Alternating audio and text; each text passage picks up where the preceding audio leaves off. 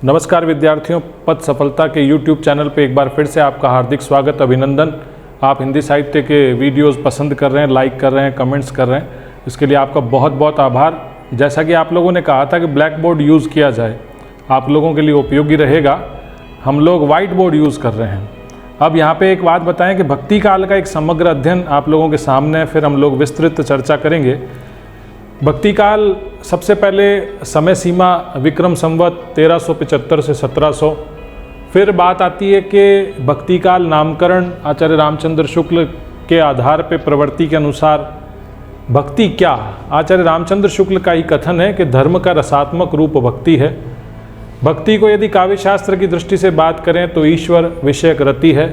काव्यशास्त्र में यदि स्वतंत्र रस की परिकल्पना न की जाए तो भक्ति के सारे उदाहरण शांत रस में आ जाएंगे, जिसका कि स्थायी भाव शम या निर्वेद कहा जाता है। अब हम लोग बात करें प्रश्नों की। भक्ति काल में सबसे अच्छा जो प्रश्न बनता है उदय के कारण। इसमें दो मत चलते हैं। आचार्य रामचंद्र शुक्ल जो कि कह रहे हैं कि भक्ति का उदय दक्षिण से हुआ, और उसके कारण का विवेचन करते हुए आचार्य रामचंद्र शुक्ल कह रहे हैं कि मुस्लिम आक्रमण हुए उत्तर भारत में, तो उत्तर भारत के मुस्लिम आक्रमण से दक्षिण की भक्ति में स्थानगत विभिन्नता आ जाती है। और आगे ये कहना कि मुस्लिम आक्रमण से हिंदी क्षेत्र की जनता हताश निराश हो गई, आध्यात्मिक श्रेष्ठता सिद्ध करने के अतिरिक्त उनके पास कोई दूसरा मार्ग नहीं था। इस कथन को भी आपको अच्छे से विश्लेषण की दृष्टि से देखना है। कई बार सैद्धांतिक सवाल पूछे जाते हैं। अब जब बात करी कि आचार्य प्रसाद द्विवेदी जो हैं वो भक्ति को एक परंपरा के अंतर्गत लेते हैं कि एकदम से भक्ति नहीं आई। हमारी भारतीय संस्कृति में एक भक्ति थी जो प्रवृत्ति के रूप में पहले रही और एक आंदोलन के रूप में आई। फिर हम लोग आगे जाके बात करें तो भक्ति काल पे एक सवाल जो हमेशा आपको नेट किसी भी एग्ज़ाम में पूछा जाता है वो है भक्ति काल की दार्शनिक पृष्ठभूमि, जिसमें आप लोगों को अद्वैतवाद, द्वैतवाद, विशिष्टाद्वैतवाद, द्वैताद्वैतवाद, इनके प्रवर्तक, इन सिद्धांतों की जानकारी आपको हमेशा तैयार करनी है। एग्ज़ाम के एक दिन पहले भी देखें, बहुत सारे कन्फ्यूज़न आप लोगों के दिमाग में चलते हैं। फिर हम लोग यहाँ पे एक बात करना चाह रहे हैं छोटी सी, वो ये है अंतः साक्ष्य बहिर्साक्ष्य। ये दो साक्ष्य इतिहास लेखन में काम आते हैं। अंतः साक्ष्य में हम लोगों ने कहा कि कवि अपने बारे में अपनी रचना में कुछ कहता है, इसी का एक अंग के रूप में स्वीकारोक्ति, जैसे कबीर कहें कि मैं काशी का जुलाहा हूँ, इस तरह की बात स्वीकारोक्ति के अंतर्गत आती है। अब भक्ति काल के साहित्य का यदि हम लोग वर्गीकरण करें, उस समय हम लोग सबसे पहले संत नामदेव की बात करते हैं, जिनका संबंध निर्गुण और सगुण दोनों भक्ति से जोड़ा जाता है। भक्ति काल का साहित्य का वर्गीकरण करते ही हमारे सामने दो उपधाराएं निर्गुण और सगुण धारा के रूप में आती है। निर्गुण और सगुण का तात्विक अंतर भी आपसे कई बार सैद्धांतिक सवाल के रूप में पूछा जाता है। इन दोनों का अंतर लीला और अवतार को लेकर है। जो ईश्वर लीला और अवतार से संबंधित है वह सगुण है, और जो ईश्वर लीला और अवतार से अलग है वो निर्गुण है। सामान्य रूप से विद्यार्थियों को समझाने के लिए कि ईश्वर की जब बात करें तो वो निर्गुण होगा, भगवान की जब बात करें तो वह निर्गुण होंगे, और सगुण भक्ति में राम और कृष्ण यानी जिन ईश्वर के अवतार हुए हैं उनसे संबंधित रचनाएं सगुण भक्ति के अंतर्गत आती हैं। निर्गुण भक्ति का उपविभाजन करते हुए ज्ञान मार्गी, प्रेम मार्गी एक सैद्धांतिक सवाल है। बहुत आसान शब्दों में यदि समझें तो ज्ञान के मार्ग से ईश्वर की प्राप्ति, प्रेम के मार्ग से ईश्वर की प्राप्ति। एक छोटा सा सवाल जब आपसे पूछा जाता है कि कबीर पढ़े लिखे तो थे नहीं, फिर वो ज्ञान मार्गी कैसे, तो यहाँ पे कबीर के ज्ञान मार्गी का यहाँ पे तात्पर्य है गुरु ने ज्ञान दिया, उस रास्ते पे कबीर आदि संत चले और उन्होंने निर्गुण ईश्वर की उपासना की। ज्ञान मार्गी शाखा में बहुत से कवि हुए। बेसिक जब हम लोग जानकारी करें तो कबीर का नाम लिया जाता है। उनकी रचना का संकलन जो है बीजक है। साखी सबद रमैनी काव्य के रूप हैं। सदुकड़ी, पंचमेल, भाषा, खिचड़ी उन्होंने क्यों अपनाई, इसका हम लोग आगे जिक्र करेंगे। प्रेम मार्गी परंपरा में आपको जायसी को देखना है, पद्मावत उनकी रचना को देखना है, भाषा ठेठ ग्रामीण अवधि और शैली प्रबंध है। इसी प्रकार में सगुण भक्ति की जब बात करें तो वहाँ पे राम भक्ति और कृष्ण भक्ति विभाजन होता है। राम भक्ति में तुलसी, तुलसी से पूर्व के कवि और तुलसी के बाद के कवि, तुलसी की रचना रामचरितमानस, साहित्यिक अवधि क्या है। कृष्ण भक्ति काव्यधारा में अष्टछाप, वल्लभाचार्य, विट्ठलनाथ, इन सब की चर्चा हम लोग करेंगे। साथ ही अष्टछाप के प्रमुख कवि में सूर, उनके साहित्य का महत्व, सूरसागर का सामान्य परिचय, गे पद क्या होते हैं, भाषा ब्रज क्या है। भक्ति काल पढ़ते समय आपको कुछ तकनीकी शब्दों को बार बार देखना पड़ेगा और बहुत अच्छे से बेसिक जानकारी आपको होनी चाहिए। रहस्यवाद में भावनात्मक साधनात्मक रहस्यवाद क्या, ईश्वर को जब मानवीय रिश्तों के आलंबन के रूप में देखा जाए, पति पत्नी भगवान, तो उस समय भावनात्मक रहस्यवाद, और साधक साध्य के रूप में यदि आप भक्ति करते हैं तो साधनात्मक रहस्यवाद। कड़वक शैली क्या है? दोहा चौपाई शैली है, कला पक्ष से संबंधित है।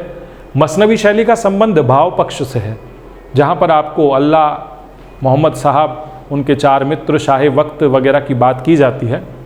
कड़वक शैली भारतीय है, मसनवी शैली फारसी है। ठेठ ग्रामीण अवधि जो कि सूफी प्रेमाख्यान की भाषा रही, क्योंकि उन्होंने लोक प्रचलित कथाओं को आधार बनाकर रचना की, इस कारण से इस भाषा को अपनाया। साहित्यिक भाषा रामचरितमानस की रही, उसके बारे में हम लोग चर्चा करेंगे।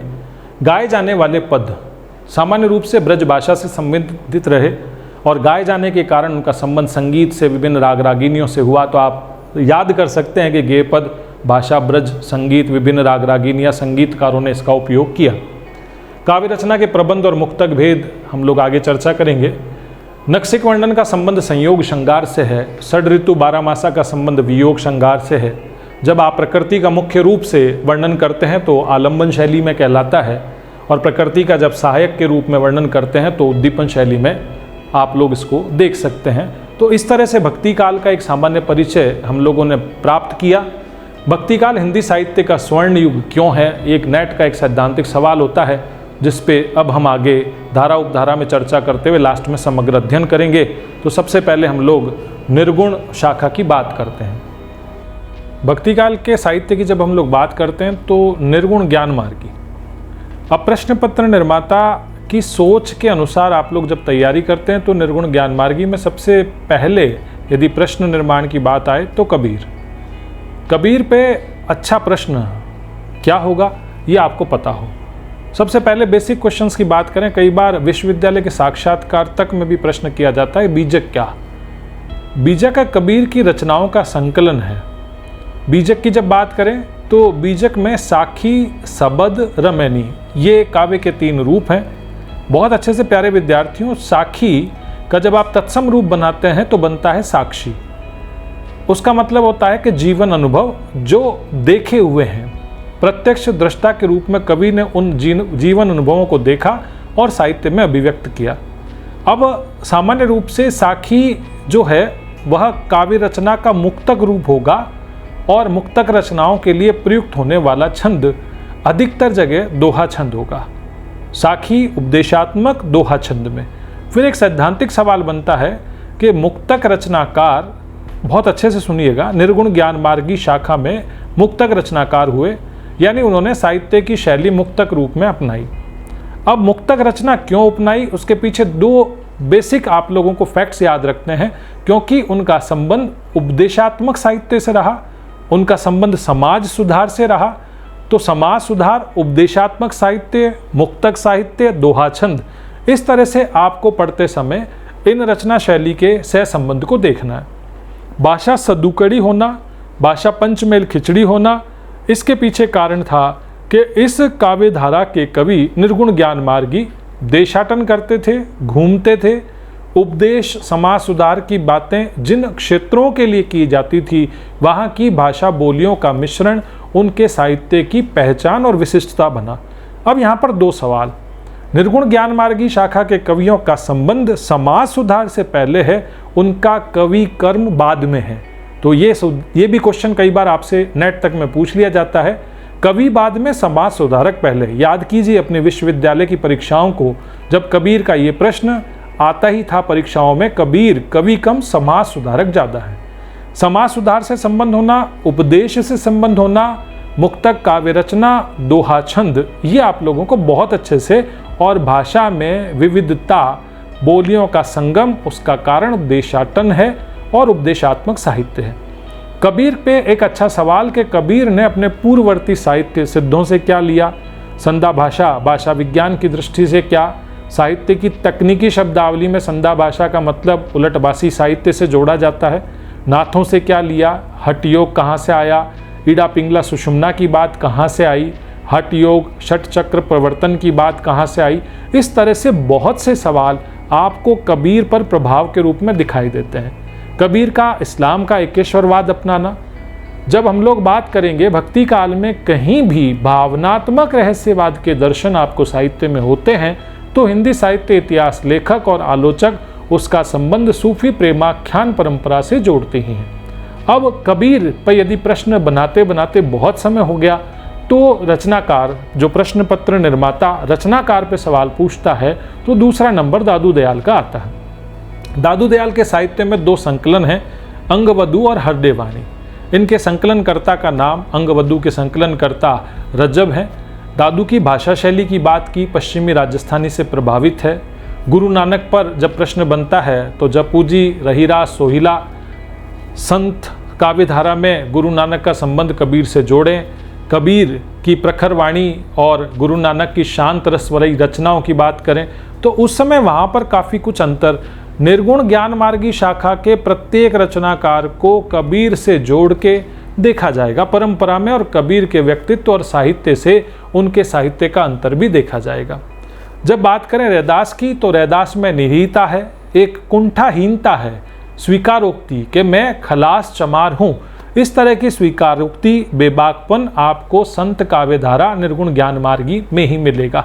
जब आगे जाके बात आई कि हम लोगों ने कबीर की बात की, रैदास की बात की, गुरु नानक की बात की, दादू दयाल की बात की, सुंदरदास विशिष्ट क्यों? 2-3 सवाल सुंदरदास पे फिक्स बनते हैं। एक तो सुंदरदास उस समय जब साखी, सबद जैसी शैलियाँ सब लोग अपना रहे थे तो उन्होंने कवित्व और सवैया जैसे छंदों का प्रयोग किया। निर्गुण ज्ञान मार्गी प्रायः शिक्षा से संबंधित नहीं रहे, वो साक्षात्कार करके ही साहित्य सृजन करते हैं, काव्य शास्त्र का उन्होंने अध्ययन नहीं किया। तो सुंदरदास का कला पक्ष पढ़े लिखे होने के कारण विशिष्ट है। कहने का मतलब काव्य शास्त्र का उन्होंने ज्ञान का उपयोग अपने साहित्य में किया है। पूर्ववर्ती निर्गुण ज्ञान मार्गी कवि पढ़े लिखे नहीं थे, इसलिए उनका कला पक्ष स्वाभाविकता है। तो इस तरह के बहुत से प्रश्न आप लोगों से पूछे जाते हैं। आप बहुत अच्छे से प्यारे विद्यार्थियों साहित्य के सैद्धांतिक पक्ष को मजबूत कीजिए। आमतौर पर साहित्य का विद्यार्थी फैक्ट्स के पीछे भागता है, माता पिता कौन, गुरु कौन, जन्म कहाँ, भाषा शैली वगैरह, विवाद क्या, इन सब चीज़ों से बचें। फिर प्रवृत्तियों को बहुत अच्छे से करें। निर्गुण ज्ञान मार्गी शाखा का संबंध मुक्तक रचनाओं से, समाज सुधार से, उपदेश से, साहित्य के विविध रूपों को अपनाए जाना, विभिन्न दार्शनिक विचारधाराओं से प्रभावित होना, उनकी भाषा शैली की विविधता और उनसे पूर्ववर्ती साहित्य का उन पर क्या प्रभाव पड़ा और आने वाले साहित्य पर उनका क्या प्रभाव पड़ा। भक्ति काल में एक बात मैं आप लोगों से कहना चाहूँगा, भक्ति काल का साहित्य आज भी अपने मानवीय मूल्यों के कारण प्रासंगिक है। तो इस तरह से आप लोग निर्गुण ज्ञान मार्गी शाखा के प्रश्नों का तल्लीनता से अध्ययन कर सकते हैं। निर्गुण ज्ञान मार्गी शाखा के प्रश्नों की जब आप तैयारी करते हैं तो कुछ विशेष प्रश्नों का आप लोग ध्यान रखें। हिंदी साहित्य इतिहास लेखक आलोचकों के कवि विशेष, उनकी भाषा शैली पर जो आलोचनात्मक कथन है उनको विश्लेषण सहित याद करें। विश्वविद्यालय की परीक्षा एक अलग पद्धति है और प्रतियोगी परीक्षा एक अलग पद्धति पैटर्न है।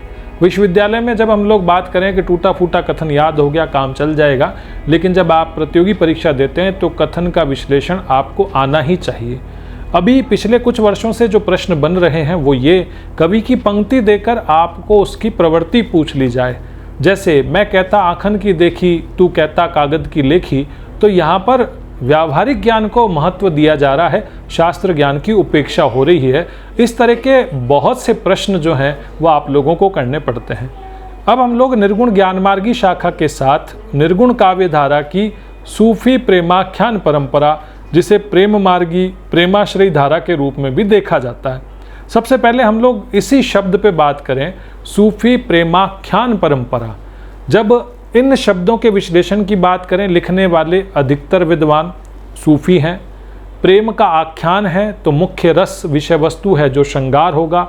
आख्यान है तो काव्य रचना का रूप प्रबंध होगा और एक रचना न होकर उसकी परंपरा होगी। प्यारे विद्यार्थियों, एक बार वापस सुन लीजिए आप। सूफी प्रेमाख्यान परंपरा, लिखने वाले सूफी कवि, प्रेम की विषय वस्तु को आधार बनाया जाएगा। आख्यान का मतलब प्रबंध रचना और परंपरा। अब कई बार जब परीक्षा में आपसे सूफी शब्द की व्युत्पत्ति पूछी जाती है तो सफ़ा शब्द से जोड़ना, मोटी ऊन से जोड़ना, चबूतरे विशेष से जोड़ना, शांत रस की रचनाओं से जोड़ना, इस तरह से सवाल बनते हैं। सूफी प्रेमाख्यान के प्रारंभिक सवाल जब हम लोग बहुत प्रारंभिक तौर पे तैयारी करते हैं तो हम उलझते हैं कि हम क्यों कुतुबन की मृगावती को, मुल्ला दाऊद के चंदायन को, किस रचना को पहला स्थान दें। तो सबसे पहले यदि किसी भी विद्वान का प्रश्न में जिक्र न हो तो सूफी प्रेमाख्यान की पहली रचना मुल्ला दाऊद की चंदायन ही होगी। फिर आचार्य रामचंद्र शुक्ल का नाम लें तो कुतुबन की मृगावती होगी। इस तरह से आप लोगों को देखते हुए कि किस विद्वान ने असाइद की हंसावली को पहली रचना माना, इस तरह के प्रश्न को आप लोगों को देखना है। ईश्वर दास की रचना सत्यवती कथा को भी इस परंपरा में स्थान दिया जाए या न दिया जाए। फिर जैसे कि बात आती है, आमतौर पर विद्यार्थी ये सोचते हैं कि सूफी प्रेमाख्यान परंपरा में जायसी। प्यारे विद्यार्थियों, यहाँ पे ध्यान देना, जायसी के पद्मावत को तो अच्छी तरह देखना ही है। आलोचनात्मक दृष्टि से आपको कई बार आखिरी कलाम पर भी प्रश्न पूछ लिया जाता है, अखरावट पर भी प्रश्न पूछ लिया जाता है। मेरा यहाँ कहने का मतलब है कि किसी काव्य धारा के प्रसिद्ध और प्रतिनिधि रचनाकार को जब आप पढ़ते हैं तो उनकी प्रसिद्ध रचना के साथ साथ उनकी सभी रचनाओं का सामान्य परिचय आपको आता ही हो।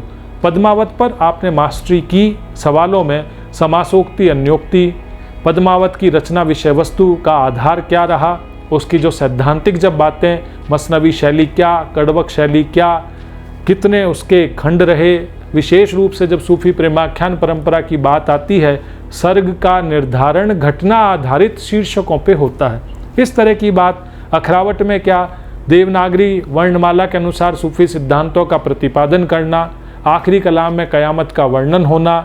सूफी प्रेमाख्यान का कवि जब सैद्धांतिक सवाल की बात करें, लोक में प्रचलित प्रेम कथाओं को आधार बनाकर रचना करता है।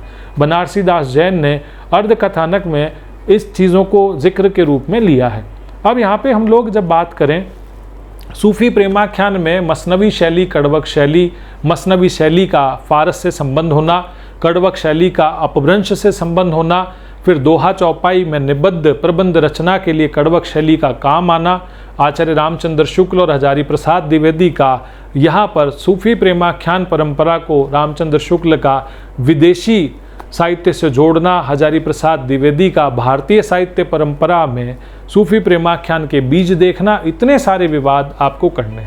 फिर हम लोग भाषा शैली की बात करें, ठेठ ग्रामीण अवधि को अपनाए जाने के पीछे कारण क्या। प्यारे विद्यार्थियों, जब आप समस्त रचना प्राय सभी इस तरह के सवालों को कथन कारण में नेट में करते हैं तो बहुत अच्छे से अधिकतर सूफी प्रेमाख्यान ठेठ ग्रामीण अवधि में लिखे गए हैं। सारे सूफी प्रेमाख्यान ठेठ ग्रामीण अवधि में नहीं लिखे गए, ब्रज में भी लिखे गए, राजस्थानी में भी लिखे गए। इन विषय वस्तु की दृष्टि से आप लोग बहुत सावधान होकर कथन कारण के प्रश्नों को करें। अब हम लोगों ने आदिकाल में जिक्र किया था कि हिंदी साहित्य का नक्सिक वर्णन, बारहमासा वर्णन, विरह वर्णन की जब बात आए तो पद्मावत को देखा जाता है। नागमती का बारहमासा वर्णन वियोग का सर्वश्रेष्ठ उदाहरण है। तो प्रश्न बनते समय ये भी हो जाता है कि बारहमासा वर्णन कहाँ से शुरू हुआ, कौन सी पंक्ति किस सर्ग की है। पद्मावत में जब अन्योक्ति समासोक्ति का विवाद आता है, और एक बहुत तकनीकी सवाल जिसको हम लोग हिंदी साहित्य के तकनीकी शब्दों के विशेष वीडियो में आप तक पहुंचाएंगे, लेकिन मैं यहाँ पे एक संक्षिप्त में आपको जानकारी देना चाहूँगा। रूपक काव्य, रूपक काव्य के जब अर्थ लिए जाते हैं तो चार तरह से रूपक शब्द हमारे हिंदी साहित्य में काम आता है। प्रसिद्ध रूप से काव्य शास्त्र का रूपक अलंकार, रूपक नाटक का एक भेद, रूपक एक दृश्य विधान, और चौथे नंबर पर जब मैं बात कर रहा हूँ रूपक काव्य का मतलब एक ऐसी रचना जिसमें पात्रों को प्रतीकात्मक रूप में बताया गया। तो जब पात्रों का प्रतीकात्मक रूप हो, अभी पिछले कुछ सालों पहले कामायनी रूपक काव्य है, इस तरह का प्रश्न नेट में आया और उसमें कारण में ये दिया गया कि कामायनी में रूपक अलंकारों का बाहुल्य है। कथन तो सही था, कामायनी एक रूपक काव्य है, लेकिन जब बात आई कि रूपक काव्य का कारण ये है कि वहाँ पर प्रतीक योजना है, मनु प्रतीक है, श्रद्धा और ईड़ा भी प्रतीक है। इस तरह की बात बहुत सी आप लोगों को जानकारी के रूप में याद रखनी है। कई बार परीक्षाओं में सैद्धांतिक सवाल आते हैं तो सूफी प्रेमाख्यान ने लोक में प्रचलित कथाओं को ढांचे में बांधा है। ये ढांचा कलापक्ष का है। सूफी प्रेमाख्यान परंपरा के जायसी के पद्मावत से प्रेरणा लेकर तुलसी आगे रामचरितमानस की रचना करते हैं। रामचरितमानस की और पद्मावत की भाषा शैली में अंतर। पद्मावत की भाषा ठेठ ग्रामीण अवधि, रामचरितमानस की साहित्यिक अवधि। सूफी प्रेमाख्यान के दार्शनिक सिद्धांतों का, सूफी शब्द का अर्थ, प्रबंध रचना का प्रयोग, रचना का नामकरण का आधार, नायिका, प्रतीक योजना, सूफी प्रेमाख्यान इश्क मजाजी से इश्क की हकीकी तक का सफ़र, ये सारी तकनीकी बातें आपको याद होनी चाहिए। लंबे समय तक हिंदी साहित्य में इंटरेस्ट डेवलप करने के लिए आप तुलनात्मक अध्ययन करें। निर्गुण ज्ञान मार्गी और प्रेम मार्गी शाखा के कवियों की रचना पद्धति को देखें, भाषा शैली के अंतर को देखें। तुलनात्मक अध्ययन करते समय आप लोगों का अध्ययन जो है वो सरस हो जाता है, एक इंटरेस्ट बना रहता है। हम लोग आने वाले वीडियो में भक्ति काल के सगुण साहित्य की बात करेंगे। आत्मविश्वास से पढ़ें। पथ परिवार आप लोगों का आभार व्यक्त करता है कि आप लोगों ने हमें इतना पसंद किया। सब्सक्राइबर बढ़े और लगातार हम आपके कमेंट्स का इंतज़ार करेंगे। बहुत बहुत आभार। मैं NK यादव, पथ सफलता से।